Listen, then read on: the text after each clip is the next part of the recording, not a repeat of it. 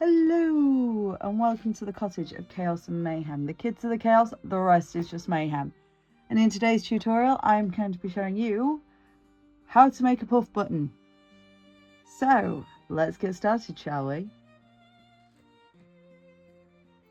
To start with, we are just going to make a slip knot, like so.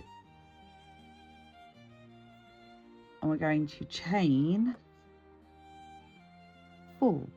1, 2, 3, 4. If there are any stitches that you're unfamiliar with, I do have them all available in my Learn How to Crochet playlist. So I'm going to slip stitch to make a loop. So just do that again for you to see. Chained 4. We're going to turn, and we're going to slip stitch into the first chain. Now it's as simple as what we're going to do is we're going to insert our hook into the center of the ring, yarn over, pull through, yarn over and pull through both loops to do a single crochet. I'm going to just keep doing that until it is too difficult for us to insert our hook anymore. Now the thing with this is tension wise, you kind of want to keep it a bit looser than what you would normally, or at least that's what I found, because if you go too tight it just curls in on itself. So try to keep your tension a little bit looser.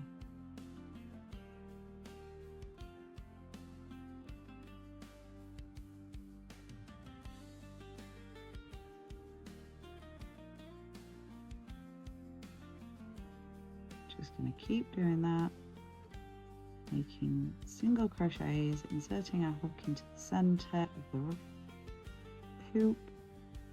Just keep making our single crochets.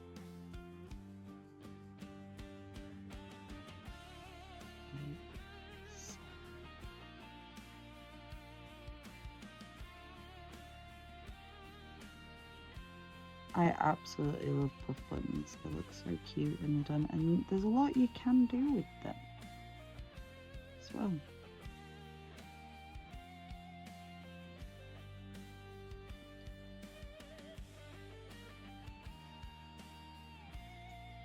I also don't worry about the other side. If it's messy, it's messy. As long as you've got a clean side to work with, because you're no doubt going to be sewing it onto something.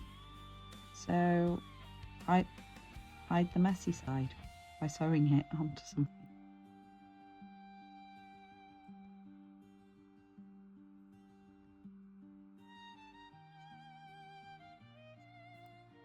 As you can see, it's starting to form. So we're just going to keep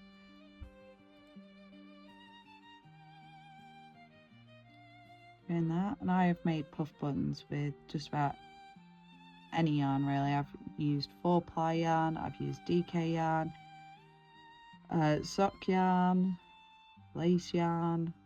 I've made it with all sorts, and it works with just about any yarn that I've used. If you found a yarn that it doesn't work with, please do let me know.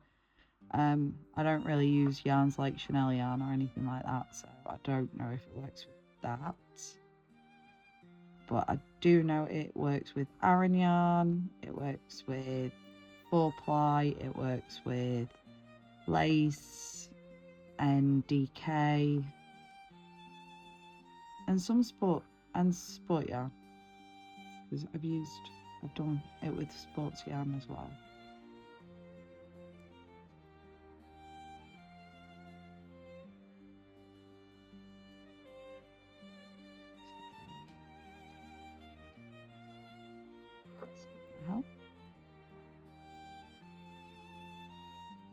Keep doing it. The other thing is my stepdaughter absolutely loves making puff buttons. It is the first thing that I've taught her how to make is a puff button, because it is so easy and simple, and you get something at the end of it. You have a little puff button. I just usually have to neaten them up for her afterwards.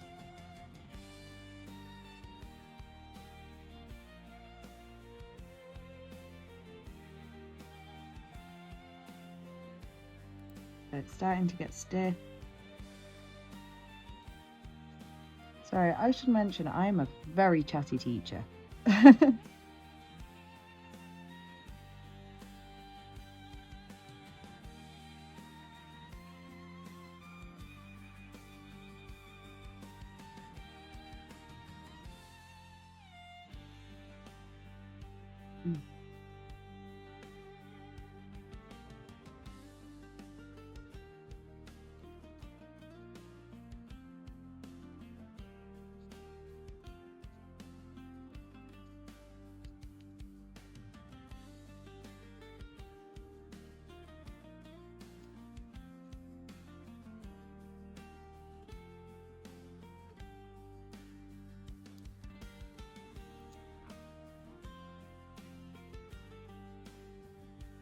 Right, so there we have it.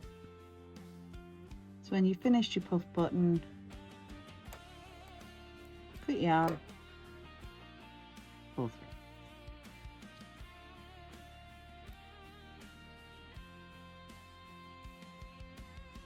And there we have a lovely little puff button to sew onto something. You can sew it onto the centre of a flower. You can do a lot with them, and they are so cute. They just work so beautifully. I hope you enjoyed this video and you found it helpful. If you did, please do press that like button, subscribe, and I do a crochet tutorial every Wednesday. Sometimes it's foundations, sometimes it's more intricate designs. And I also have my series, I Made It So You Don't Have To, where I review Timu crochet kits and tear my hair out in the process. So go check that out. I am also going to be starting to release other tutorials as well on how to make things very soon, so it won't just be crochet, because there are some things that I've actually added with crochet in the past, so I thought I would also teach how to treat reclaimed wood and various other things on this channel so that you can do it too. And I have crocheted around reclaimed wood and made some really nice things, so I thought I would share how to do that as well. And I hope to see you next week. Bye!